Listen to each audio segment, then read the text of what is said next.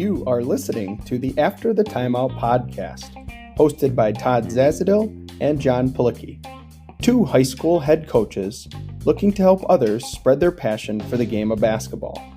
Tune in for episodes about anything basketball related, on the court, off the court, and anything in between.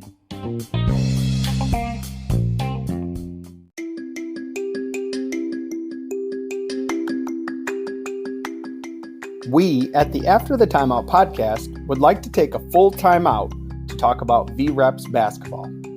Coaches, do you get frustrated by how some players just cannot seem to learn your offensive system?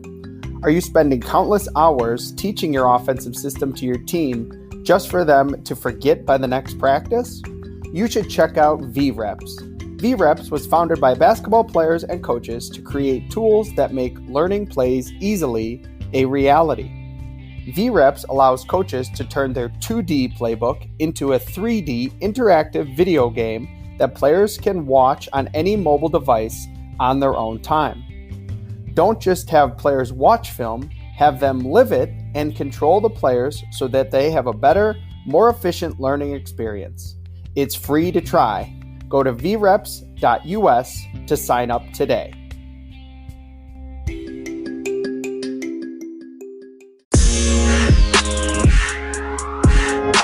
All right, on today's episode, we are joined by Dr. Jon DeMarco of Get Better Basketball and formerly the Boston Globe Coach of the Year in the Boston area. Coach, how are you doing? Thanks for joining us. I'm doing awesome, guys. I really appreciate the opportunity to talk to other coaches and continue to help share and grow the game. So we like to start all of our pods here in the second season with what we call the opening tip, just kind of getting to know our coaches and kind of ask them some questions about them. So, obviously you are well known on Twitter for your Get Better Basketball chats and your content. On basketball, you have a lot of awesome stuff out there. We were just kind of wondering, how did it start?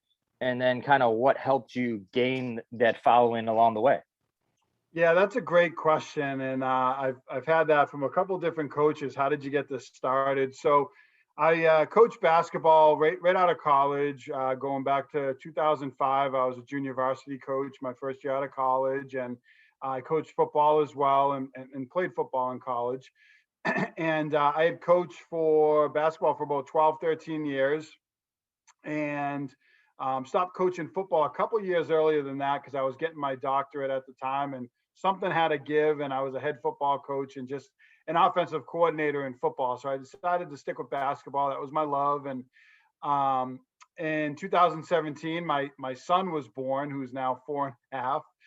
And I was also a school administrator. I had gone back and got my doctorate, as I mentioned, at Northeastern University, and decided I wanted to go that route. And I was driving at the time from the North Shore to the South Shore to work, and then back to the North Shore to coach. So there was about 3.5 to 4 hours worth of driving my last couple of years there. It was insane, but I loved it, and I knew I was getting near the end of the road there with the coaching. So we had a great run. My last year, we made it to the state semifinals and had a good group coming back, and obviously didn't want to leave the cupboard bare. So I made a really tough decision to kind of step away from it. And at that time, I thought about the social media aspect. I saw some coaches out there who were involved with Twitter. I did a little bit with my team, but I saw this thing called the Hog Football Chat for football coaches. And it was an offensive line coach, still very successful chat. Tons of coaches chime into it. And I said, there's nothing out there for basketball. So I started that back in about 2018 now, and did my first chat. I had some coaches that I started connecting with on Twitter, put it out there. I did the first chat, I think was on shooting and shot selection at the time. And I had some great coaches, John Carrier, who I highly respect on Twitter, Michael Lynch, he was Coach Lynch on Twitter now, who's from Massachusetts like me. I have a lot of respect for. They were chiming in the first couple of chats and kind of took off from there. But I think there was there was a need for an opportunity to kind of share the game among coaches. And, since then, I think a couple of the coaches have jumped in and started some Twitter chats, which I always appreciate because it's an opportunity for coaches to share. But there really wasn't anything out there before the Get Better Basketball chat. And, I'm very proud, a couple of years now. I think we're on episode 133 or chat 133, I should say, now, which is a couple years worth, which is pretty cool. Well, I know I've participated, and they are good chats, and you do learn a lot. So, you had mentioned something interesting, and both Todd and I, we like to do our homework on our guests, and we saw that you had coached football, and we both played football in our day and coached a little bit of. But we were curious, as an offensive coordinator, take us through the mindset of an offensive coordinator in football, and then kind of how you connect it to basketball. I think so many coaches now are kind of with their assistants a little bit. Some coaches we talk to kind of divvying it up into that offensive coordinator, defensive coordinator role. But for you personally, how did you take that coordinator mindset into basketball season? It was such a huge benefit for me to coach football because football coaches, I feel like, and maybe I'm biased here, but they delegate better than any other coaches.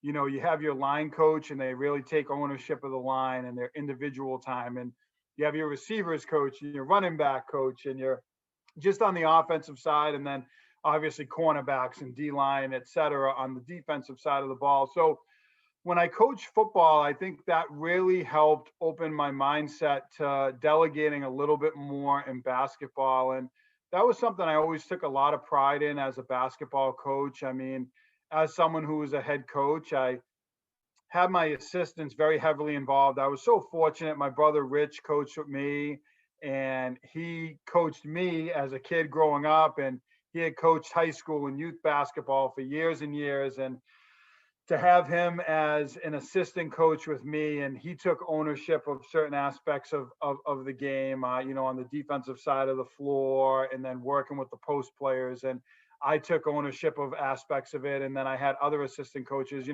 For example, I had a good friend of mine I grew up playing basketball with that his primary focus was on our rebounding. I put such a huge emphasis. We were a little bit undersized at times, and to have him just hone in and focus on rebounding and all practice, he was looking at it, missed box outs, opportunities for offensive rebounds.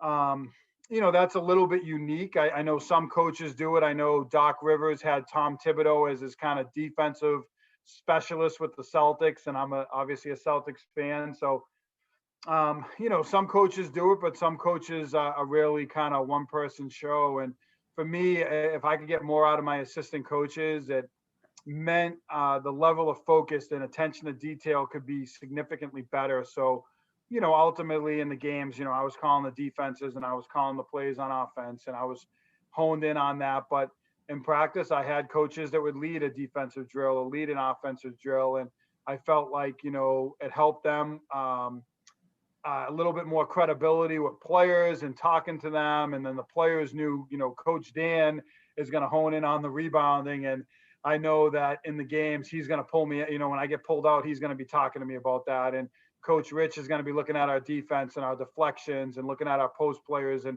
what they're doing within our offense. So I think that was a really cool parallel that I was able to draw, something I was able to take from football and bring into basketball that, really helped me. And as an offensive coordinator in football, you have to delegate and you have to have your running back coach and your line coach and really have trust in them and what they can do. And, I did that as a basketball coach, and we had a lot of fun in the process. So I think an interesting thing, Coach, is, and my first year I tried to do everything because I think, your first year as a head coach, you really want to take that role. And, as I've gone, I've started to delegate more things like rebounding and out of bounds plays and such. But why do you think, if you really look at baseball and football, they delegate everything? There's pitching coaches, like you said, a line coach in football. Why has basketball been a little bit behind some other sports in that delegation, do you think? Well, I think that's a really good question. And, I think with baseball, you have 9 players on the field, and you have a pitcher that's very specialized, a catcher, very specialized. I feel like with football, obviously, your line, your running backs, your tight ends, a little bit more specialized. So I feel like basketball coaches are a little bit hesitant sometimes to give up the control. It's, they're a tight knit group of their 5 players, and the numbers are a little bit smaller. You can do it on your own, although I don't recommend that. I was definitely someone who liked to delegate. So, I think for a lot of years, basketball coaches were able to do that. And I think the other part to this, and it is a really good question, is the games based approach. I feel like is a little bit, I think coaches were doing it. I was doing it. I didn't call it small sided games, but I think there was a lot of coaches for years that maybe didn't use that approach as much. So I think when you're an SSG or in a games based approach, I do think you have to delegate a little bit more because you can't see everything. And if you're just doing a layup drill, it's layups. If you're just doing a shooting drill, it's shooting. When you get into SSGs, there's a lot more to focus on. So for me, doing SSGs in practice, I needed a coach to look at that rebounding because, I tended to be more defensive minded, and, he's looking at offensive and defensive rebounding, and I could focus in on our defense. And then, other coaches that I had, I was fortunate to have a few coaches. I think there was 4 of us total. One was looking at guard play on the offensive end, and my brother was really specialized in the dribble drive, but also helped me with the defensive end of it as well, as I mentioned earlier. So it's nice in SSGs that you can look at all aspects of the game. So I think as the game continues to grow, you're probably going to see more coaches willing to give up some of that control. And I encourage them to do it, but you have to have a lot of confidence in your ability as a coach, and just a willingness to let other coaches voice their opinion and speak out. We also found it interesting that you coach both boys and girls, and they're very different games, but I think being on both sides has a huge benefit for a coach. You can learn a lot both ways. Take us through some of like the similarities and differences you found, and kind of what you enjoyed most about each one. Yeah. So, I think there's a lot more similarities. I coach the girls. There's definitely some differences that you could highlight, but I coach the girls a lot like I did the boys. My system, the dribble drive and full court pressure defense, really lends itself to the guys' game, and I think really to the women's game as well. And that was something I always took pride in. I have a daughter now myself, and I would want her to be coached in that same way that the boys are going to be coached. There's obviously differences in terms of the size of the basketball and, things like that in the game. But, for me, I think I had success in the girls' game. I started with the boys and transitioned to the girls. And I think I had success in the girls' game because I did coach it very similar to the way that I coached the boys' basketball teams that I had in the past. And, right around everything from the offensive aspects and shooting. It was a 3-year key mindset for the girls. I did that with the boys. And like I said, that pressure defense I did with the girls teams I coach. I did that with the boys teams I coach. So, I think there are a lot of similarities. I think understanding what players need, and this isn't necessarily girls to boys, but it could be. I think, individualizing for players and what girls players might need might be a little different than what boys players might need. But just on a girls team, there's differences. And on a boys team, we all know that there's differences, what one player needs to the next. So, I had to individualize, how I addressed players and what I was talking to them about and how I was describing it.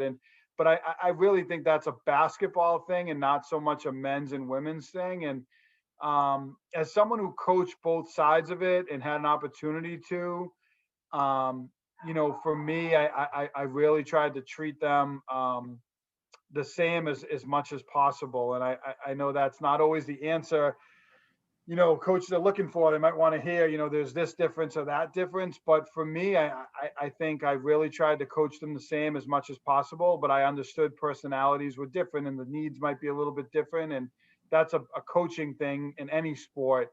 But I had a lot of fun coaching both. And it's funny because even the sets and things I did in the girls game versus the boys game were really the same, and the presses I ran, and we had success on both ends of it. So a lot of similarities, in terms of differences, those personality differences, but I think you see that in the game of basketball in general, or coaching in general. The one thing I would say that hurt us in the girls game was there was no 10-second count, and we were a full court pressure team. So we had a shot clock. So we had to take pride in sort of running that shot clock down and wearing teams down and taking teams deep into the shot clock, and then, one shot and getting the rebound.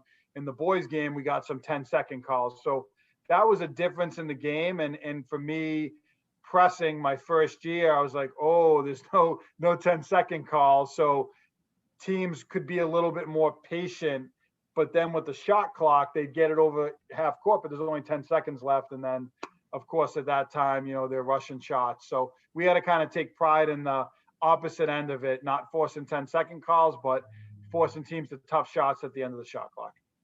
Well, you said the magic word for Todd and I. We're in Illinois. There is no shot clock, so we're working towards that. So we kind of in the beginning asked you about taking that offensive coordinator mindset to basketball, but now our kind of follow up to that is, currently you're a school administrator.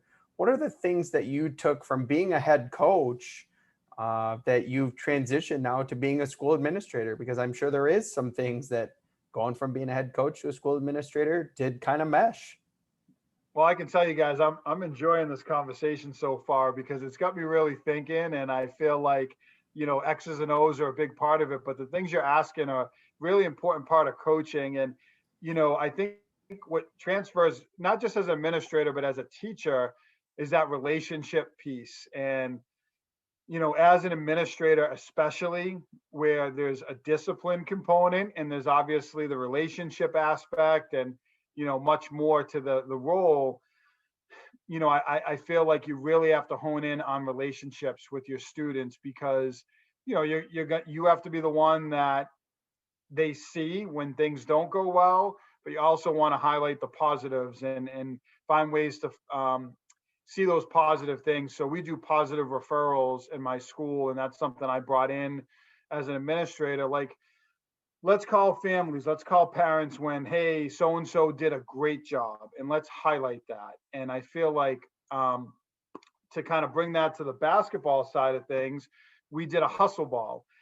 And, it was highlighting for players the effort that they put in on a daily basis and the effort they put in games. It wasn't always about wins and losses, though we wanted to win and we were fortunate to win more than we lost. That hustle ball for us was a symbol to players and parents in the school, and they got it, they signed it, they walked around with it, that we really valued their effort. And I think, there's similarities to highlighting the positive referral to highlighting their hustle in their effort. So, I think that's one thing that stands out to me. And the other thing that comes to mind is really thinking on your feet. As an administrator, you get like 7 different things brought to you, and you have to like quickly filter out, what's the most important thing? Who can I pull in to help with this? Who can I pull in to help with that? And in a game, I mean, you guys know as coaches, there's times where a lot of things are happening at once. Your assistant coaches are talking to one player, something's going on the floor, another player needs something from you. So, in practices like that too, obviously. So I feel like being able to think on my feet and, there was, as I got, my coaching career went on, I got better and better at that. And even making adjustments, I think back to my last season, we played probably one of the better teams in the league at that time. I think they were in first place. We beat them in a really 2 or 3 point game. And we needed a turnover, and we had never used our 3/4 court diamond press. We had practiced it. We had never done it, never shown it in my 5 years with this program. And in that moment, we need to do something different.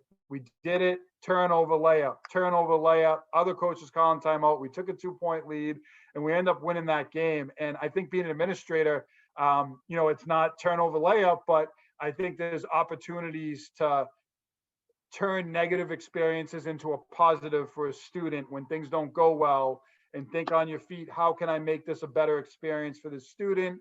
And I think also, that kind of translates into basketball too. So that's a really great question, and hopefully I answered it pretty well. No, that's a tremendous answer. So I want to transition here to a little bit with your administration lens and your Twitter and your brand lens to marketing and branding has become such a big part for coaches these days, coaches and players alike, but specifically coaches, and kind of showcasing their talents. So what advice would you give to young coaches trying to showcase what they do and kind of move up the ranks and attain coaching jobs? Well, I mean, I think the first thing is really try to be the best version of yourself. You take a lot from different coaches out there, and there's always something to be learned from those coaches, but be you and be the best version of you. I've thought that for a long time. I'm going to give Sean Strickland some credit, another Twitter buddy of mine. He says, be you, coach. And he's put a lot of stuff out on that. And that's resonated with me. And that's the way I felt for a long time. I mean, you can study X's and O's from Vance Wahlberg and John Calipari and Mike Krzyzewski and, Pat Summitt and some of the great women's coaches like Gino Auriemma too. But ultimately, you have to filter that information and be the best version of yourself. So that's the first thing that comes to mind, and being yourself. And, I think when you're trying to brand yourself, I think there's two ways to look at it. I mean, what I'm doing on social media is one aspect of it. And I think that's important, as a young coach, great coach, Mike Procopio, who worked as the director of player development for the Dallas Mavericks years ago. He's Hoop Consultants on Twitter, and he puts a lot of great stuff out there. And he's from my hometown. And I said to Mike, I think I want to get into like college coaching or professional coaching or do something more. And, I was at the end of kind of that high school career, and I knew with a young family, I'm like, I either got to go all in with the coaching, or I got to go all in with the education and kind of keep the coaching as part of my life, which I've chosen and has worked out well for me. But I talked to Mike, and he's like, you know what? He's like, put stuff out there, go talk to coaches, go talk to college coaches and share with them and show them what some of your thoughts are and ask them for feedback and get information from them and put stuff out there and put videos out there. And so he kind of said that to me, and it really resonated with me. And I was, you're a humble coach, and who am I? I'm Coach DeMarco from Massachusetts, and really, in the grand scheme of things, I'm not anybody compared to the great accomplishments coaches have had out there. But what I quickly realized is that there's a platform for this and for an opportunity to share the game with other coaches. And I got more knowledge over the years, and I took more information, and I'm able to share more out with coaches. And I'm talking to great coaches. I know you guys participate in the chat.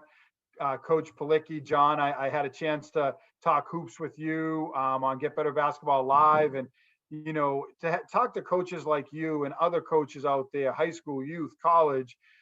It really helped me to grow. So I think for those younger coaches that want to kind of put themselves out there, I would encourage them to take that same advice I took and really, talk to coaches, join the basketball chats, put videos out there, share your plays and things you pick up on. And, not every coach, there's some Twitter heroes out there, and some coaches are not going to like your ideas. And that was never me. I'm always positive, and I appreciate what coaches share, but some coaches might be critical of it. And, take that with a grain of salt. At the end of the day, you're trying to help other coaches improve and get better. And that's the way I look at it. So, I think that's marketing yourself as a younger coach and trying to learn and grow. And, for me on Twitter, it was very similar.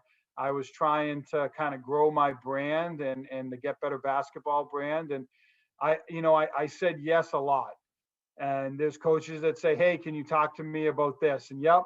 and I'm not getting paid for a lot of it. There's some sponsorships out there, but you know what? If you truly love what you do and you want to grow it and you want to help people, then you're going to say yes and you're going to take those opportunities. And a couple opportunities that I've had that have started out as smaller scale, just conversations, have blossomed into some really meaningful relationships and also opportunities for sponsorships and the financial end of it. So say yes, take advantage of those opportunities. Don't ever think you're better than having a conversation. If coaches want to pick your brain or have you share out in a video cast or a podcast, and I take advantage of every opportunity. I love it. I love sharing the game. You probably can hear my excitement as I'm sharing this, but I think marketing yourself is saying yes. It's putting your own stuff out there and not being afraid to do it. Coaches that are listening to this that are hesitant because they feel like, who am I? I'm just a small coach in whatever state. And don't feel that way. There's something you have that other coaches can take and learn from, and have confidence that they can take and learn from that, but also be willing to learn from those coaches and, stay humble and true to yourself. Right. So obviously you just talked about your passion and everybody can hear it. So let's talk about now when that first day of the season comes around for you, right? And you're not coaching, but you're still in the basketball, or you're watching basketball. I'm sure you have connections at your school. What are some of those feelings, when basketball starts up every year, and are ever those thoughts creep in your head like, hey, I might want to go back?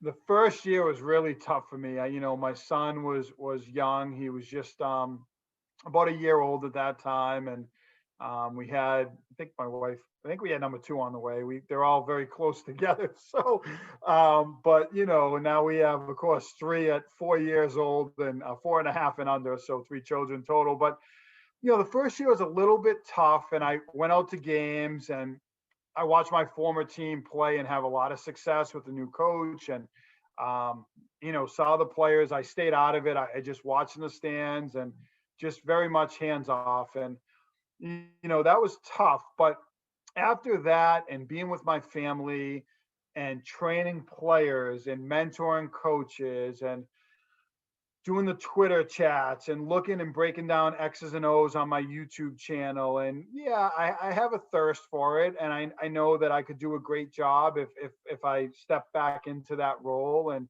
I've had a couple of people that have reached out through the last couple of years. You thinking about getting back into it, whether as a head coach or, hey, can you just give us some time? And even as an assistant, or come in and work with players. And some things I'll do on the side a little bit, but it is tough that the first day of the season. But I look at, instead of looking at kind of the negative side of it, I look at all the positives. I look at being able to spend time with my kids. You guys know, if you're coaching, it's 24/7. It's coming home from games. It's watching film. It's writing a practice plan. It's going to work the next day. It's going to practice. Hit the reset button because you're getting ready and you're doing it over again. And I love that. And I miss that part of it. I love the grind. I was, I think I said this to you, maybe John, at one point, but I was going for my doctorate. I was coaching football. I was coaching basketball. The seasons overlapped. It was chaos. Didn't have kids at the time. And I love it. I eat that stuff up. I love the grind, but at the same time, I love my family, my wife, my kids. And I know that I can stay connected to the game of basketball and football, train players and work with coaches and talk to some of my friends that coach and help them as needed. And also on the flip side, bring my son to a game to watch, someone play, or bring him to a Celtics game or whatever it might be. And obviously my daughter and my other son, as they get bigger, I'll take them too. But, I'm going to coach their teams as they get a little bit older. And that's a tough age, the youth basketball. I give youth basketball coaches a lot of credit. My brother was the best. He did it for years and years. And I'm going to have to rope him back in to help coach my kids because he has a lot of patience, and I know he'll do a great job with it. That is so true, though, Coach, about, eventually we have to realize that the grind does end at some point. So I thought that was very well said for you. An interesting topic we wanted to hit with you was on job searches or searching for a job. So, you're a head coach or you're an aspiring head coach, and obviously in an interview, you're asked a lot of questions by administration, but as a head coach, what questions should you be asking the administration to make sure it's the right fit for you? Yeah, it's a great question. So I'll share out that on CoachTube, I have a video that's out there that is on, I don't self promote too much, but I'm going to hear that's for All right. aspiring head coaches. I did a clinic on CoachTube, and I did the coaches, virtual coaches clinic. I did a couple of them, one on the Chicago series and then one on aspiring head coaches. And I speak to this a little bit, but I always tell coaches before I get into the questions, have a portfolio that really helps them, always sit down and this is my portfolio and share it with them. Because when I ended up getting my head coaching job, the guy's name was Don Doucette, and he was the athletic director. He had been a Division I basketball coach. He coached all the way. He coached UNC Greensboro. He coached UMass Lowell. He coached Chaminade, which is where the Hawaii Classic is. I think Southwest Missouri State, or one of those really big D2 schools. So he had been all around the maps, and he came back to Massachusetts to retire as an athletic director. He was at UNH as an associate head coach, but he had been everywhere. And he happened to look at my portfolio and see some of the X's and O's stuff and see the dribble drive stuff from Vance Wahlberg and see the pressure stuff. And it spurred a conversation between coaches. And it was so awesome because I did so many interviews, and they're like, how are you going to deal with a difficult parent? And you answer it. And how are you going to deal with this? And I answered all those questions, and I've done it, and I continue to do it as an administrator. And I love working with families because I know that they always want what's best for their kid, right? But at the end of the day, like, you can answer that, but what about beyond that? So he and I talked about X's and O's and the pressure defense. And he gave me some feedback just off in that conversation. I'm like, wow, I'm in an interview and I'm learning from this great coach who's been around. He won a national championship at UMass Lowell in Division II. And I think Stan Van Gundy ended up coaching at UMass Lowell just right after him. So it was just kind of a cool thing for me. And the parents, they were like, wow, we're just going back and forth. And then they started asking questions. And, so I tell coaches that that portfolio can show someone something that you might not say in that interview. So have a portfolio, your philosophy and your core values, and then some of the other visions you have. And, they asked me, what if this offense doesn't work for your team? What if this defense, what is it? What is it about your philosophy and your offense and your defense? So that's something I recommend. And then obviously have your philosophy and your core values, as I just mentioned, because that's really shows who you are. So that aside, I think that's important to tell coaches. And I share my portfolio in that aspiring head coaches clinic that's on CoachTube. So you can look me up on CoachTube. Questions that I ask them is, what makes this program special?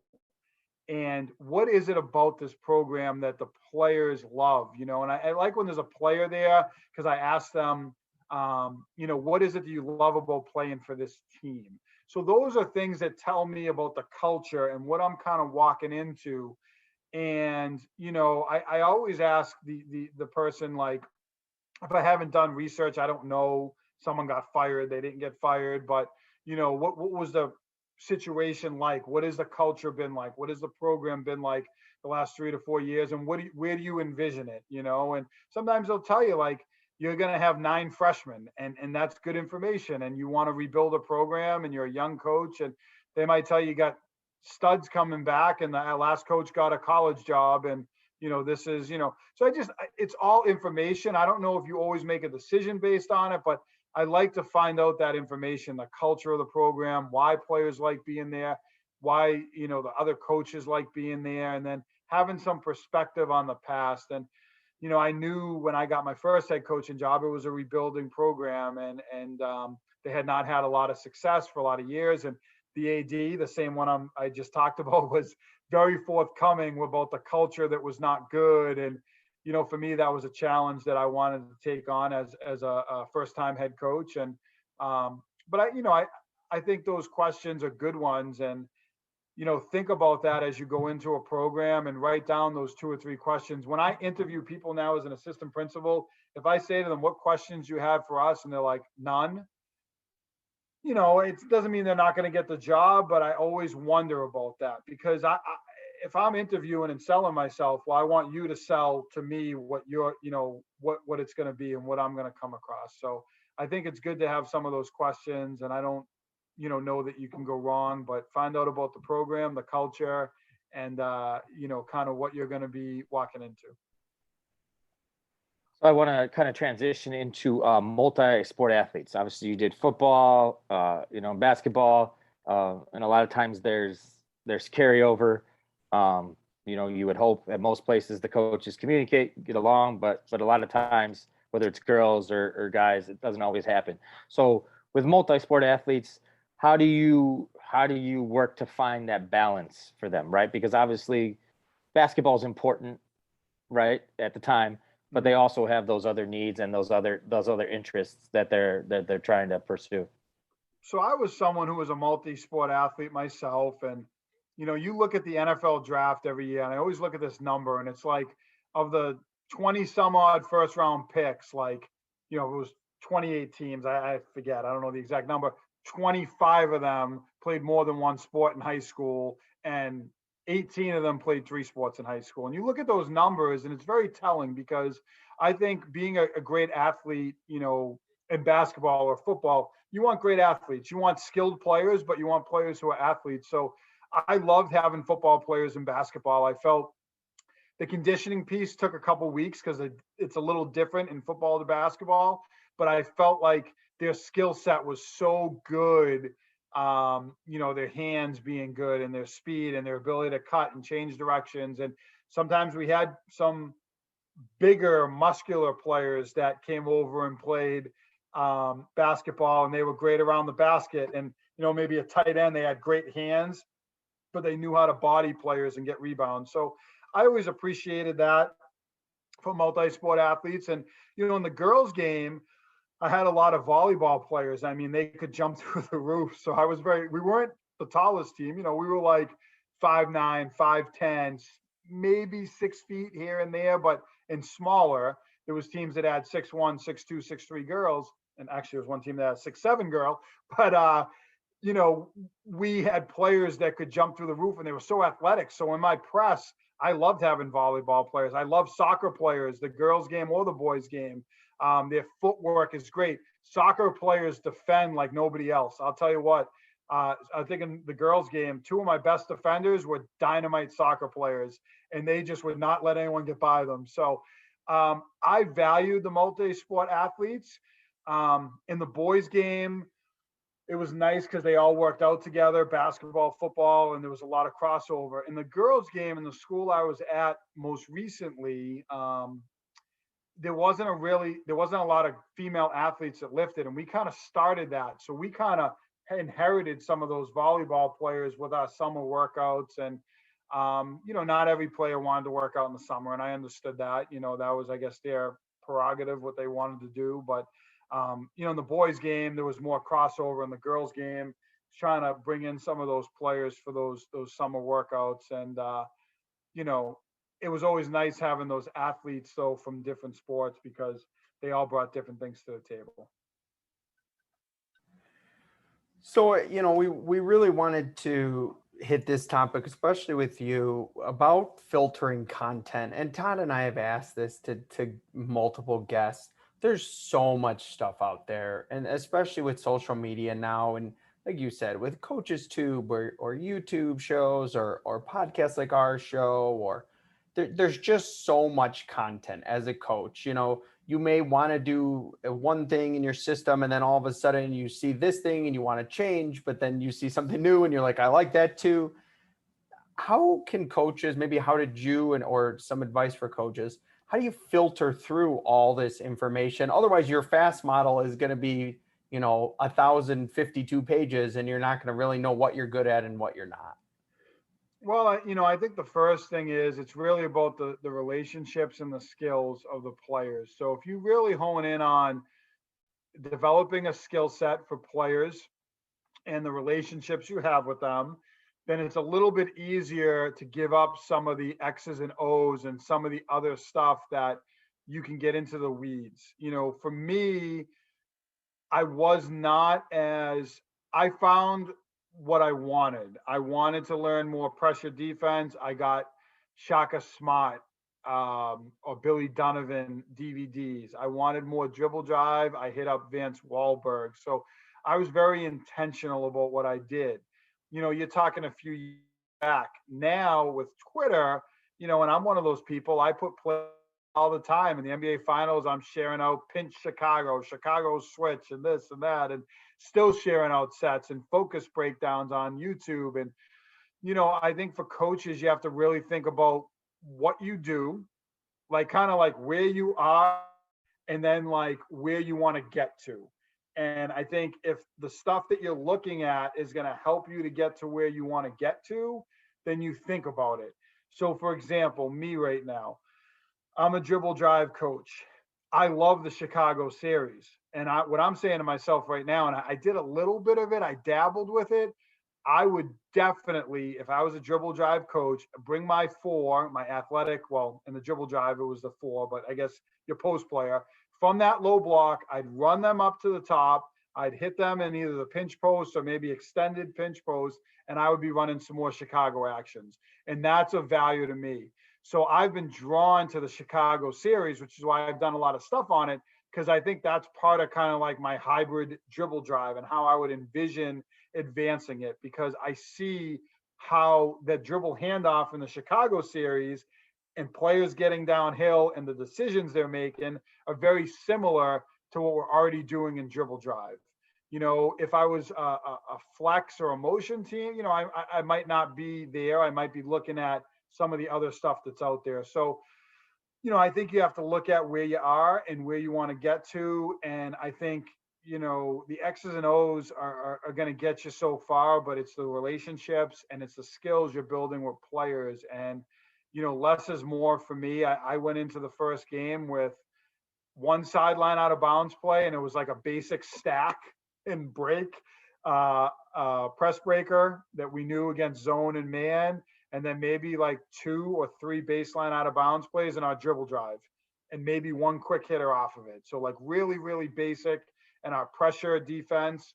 And with a young team, I didn't even put the pressure defense in. I just went half court man. So, I think taking that less is more approach as you're filtering content out and thinking about what's really going to help your team to get better. Because if you don't run, a certain type of offense and you're deciding, or you're not a pressure team, you're a zone team, and all of a sudden you love all these pressure defenses you're seeing VCU run or whoever else, Villanova runs this 1-2-2. Yeah, maybe it could fit your team, and maybe it's that one wrinkle. But if you're putting in 2, 3, 4, 5 different wrinkles to start the season, and you're changing your whole offense and defense every single year, you're building a team for that year, and maybe you'll be successful, but you're not really building a program. Program comes with the consistency year in and year out. And I think add a wrinkle, maybe add one press if that's something you want to do that year, you're excited about. But if you're adding 3, 4, 5 new things every year, then I would reevaluate. Maybe you could be successful, but it's like the football coach week 4 into the season, the wing tee's not working and they decide to go to the spread offense. And, that's a tough transition in the middle of the season.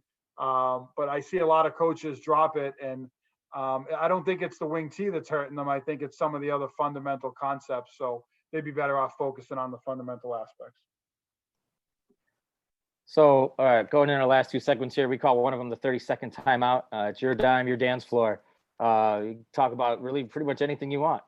Charities, you want to promote something you're doing on CoachTube, what you got coming up, any fun story, something unique. Very loose 30 seconds. It's your time to kind of talk on something you feel important. Well, I'll share a quick story, and then I'll share my on the Get Better Basketball YouTube channel is a great resource for coaches. So I hope they check that out. And a couple of videos up on CoachTube as well, Coach DeMarco, and at Coach_DeMarco on Twitter. If you're not already following me, I hope you give me check me out and check out the Get Better Basketball chat on Wednesday nights at 8:00. And just a quick story, kind of funny story for coaches out there, because it can be such an overwhelming profession. My first year as a head coach, I got the job, so excited about it. And I was a football offensive coordinator, and we ended up making the playoffs. So my opening week of basketball season, I was in the football playoffs. So I was going from football practice to basketball practice, and it was a little bit chaotic at times. And I had to miss one practice, which I never missed practice after that, but because of the football game that I had. And then we ended up going to the Super Bowl, playing at Gillette Stadium, which was really cool. But that was kind of my first year as a head coach, and it was a little bit of a whirlwind. And, in the moment, I was like, this is crazy. And I was running around like a maniac. But, I look back at it years later and appreciate the coaches I had that I worked with and the players. And, I guess when I didn't have that, I appreciated the kind of, it slowed down a little bit for me. But that was kind of a cool experience. That was my first year as a head coach. And, it was a little bit chaotic at times, but I hope other coaches, when they get their first head coaching job or wherever they are heading into the season, it's a little bit slower, but I laugh about it sometimes with my wife now. Remember that first year, and my brother who coached me, and it was a lot of fun too. So we finish always with a segment we call the quick hitters, which is for us just quick, fun questions we can end with. Sometimes they're basketball related, sometimes they're not. Todd and I always like to joke. We once asked somebody what their favorite zoo animal was. So you never know what's going to come out in quick hitters. So the first quick hitter we have for you is your favorite non-star basketball player of all time. So take out the Jordans, the Birds, the Magics. Who's your favorite non-star? Wow, that is a really good question. So favorite non-star, and I'm thinking about some of my Boston players, and and he's probably a star, but I loved Reggie Miller growing up, so I'll take him out of the mix. But I think of the Celtics teams that had some success in the 80s, but then I think of some of the more recent Celtics teams, and they had a pretty good run. I loved watching Antoine Walker. He might not be a full star type of player, although he had a good run and a good career and made a whole lot of money that I think he also has spent as well. He has. He's a Chicago guy. He's a Chicago guy. But Eddie House was great in that 08 team. And he and PJ Brown, I really enjoyed watching them and how they were kind of brought the team together, and seeing House hit those shots. And I'm like, looking at this guy, I'm like, man, he doesn't look all that good. And he's hitting these threes, like falling out of bounds, and just some really critical shots. Leon Poe, those are guys that like resonate with me from that 08 run. And like I said, I was always a Miller fan. I loved Walker, but they're probably a little more star status. So Eddie House was a guy that, if we're talking about maybe a non-traditional star, I loved him. I loved watching him play and hitting some dagger threes in the NBA playoffs and finals. And my brother and I had season tickets, so we were at all those games, and man, it was fun. All right, next one here. Patriots chances and what their outlook looks like for this season. I don't know if it'll resonate well with our Chicago guys, but you're a football guy. You got the Pats there. What do they got going out there? Put me on the spot here. Well, I like their chances better than last year because they picked up some tight ends for Cam Newton. And I know he likes to throw to tight ends. We picked up a young quarterback, so if Cam doesn't cut it, it could be Tom Brady 2.0. Bledsoe gets hurt, bring in Tom Brady against the Jets, and the rest is history. But I really do respect Cam Newton's game, and I like him. I think they're going to get to the playoffs this year, and I do think with Belichick in the playoffs and McDaniels and just kind of that offense but also the defense looks pretty good this year. But I think offensively, they're going to be better because I think Newton is going to have an offense. I think they're building it a little bit more around him in what he needs with the tight ends that we've acquired in the offseason. So I like their chances, but If you asked me before Brady, I would have been like, oh, not too good. But, I don't know. We're very optimistic here in New England every year. So I feel pretty good about it. And I work in Foxborough, by the way, which is where Gillette Stadium is. So I believe you were a history major for your undergrad, as was I. So I had to throw in your favorite historical place to go in Boston, in the Boston area. All right. I'm going to cheat. I'm going to give you two. Number one is Fenway Park. I worked there when I was in high school, college.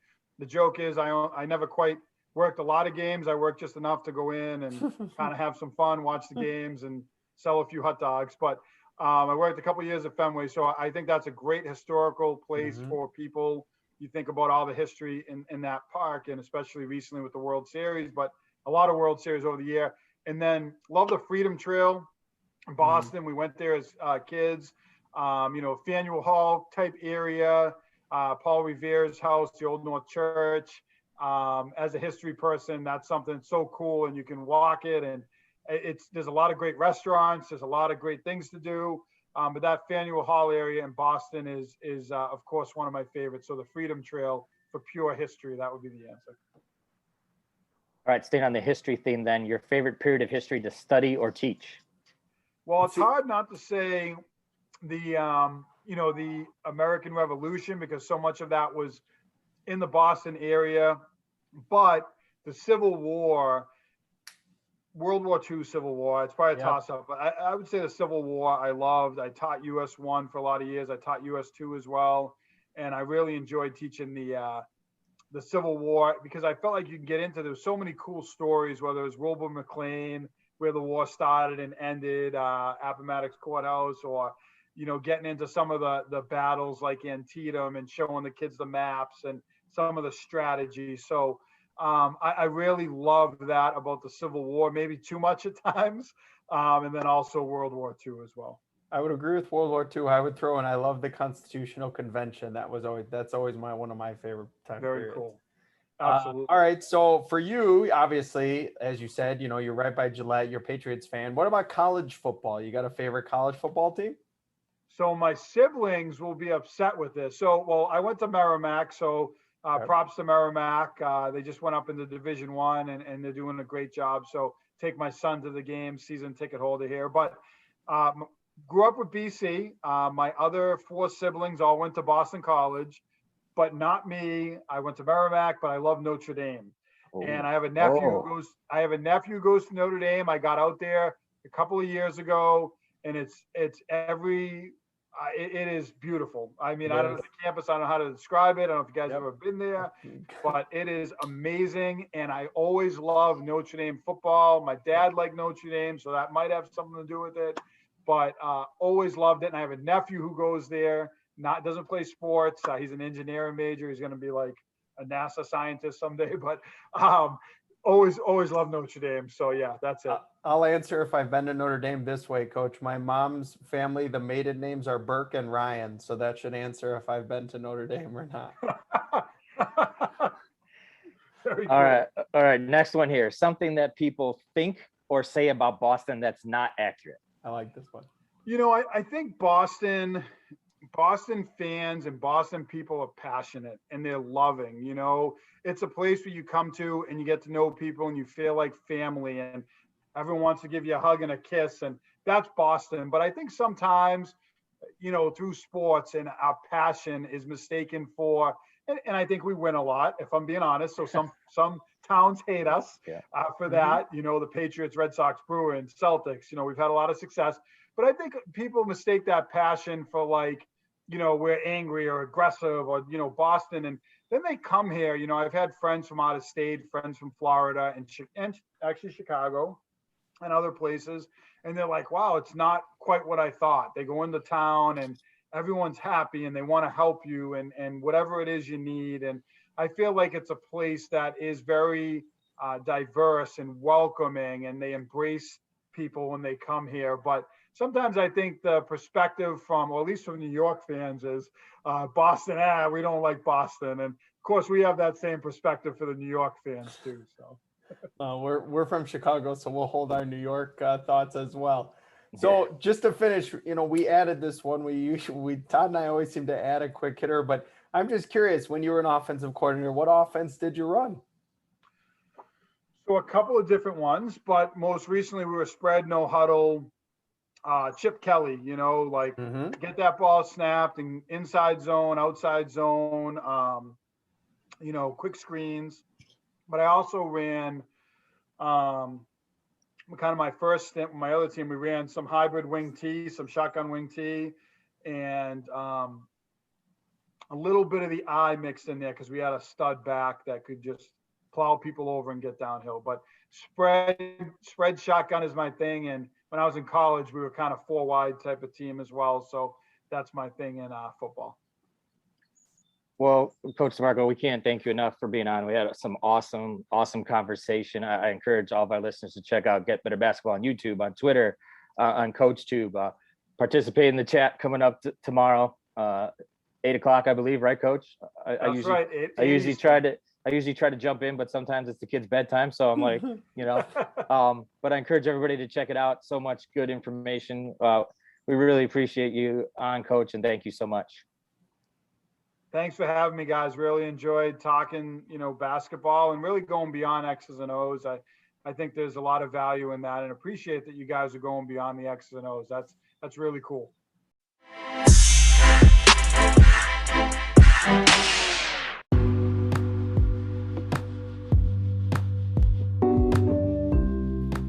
Thank you for listening to another episode of the After the Timeout podcast, hosted by Todd Zazadil and John Palicki. For more show content and upcoming episodes, follow us on Twitter at After the Timeout, or subscribe to our podcast for upcoming episodes. For show inquiries, you can email us at afterthetimeout@gmail.com. You can find all of our previous episodes on Anchor, Spotify, Breaker, Radio Public, Pocket Cast, Google Podcast, and Apple Podcast by searching After the Timeout. We appreciate you listening. Tune in next time for more basketball content on the court, off the court, and anything in between.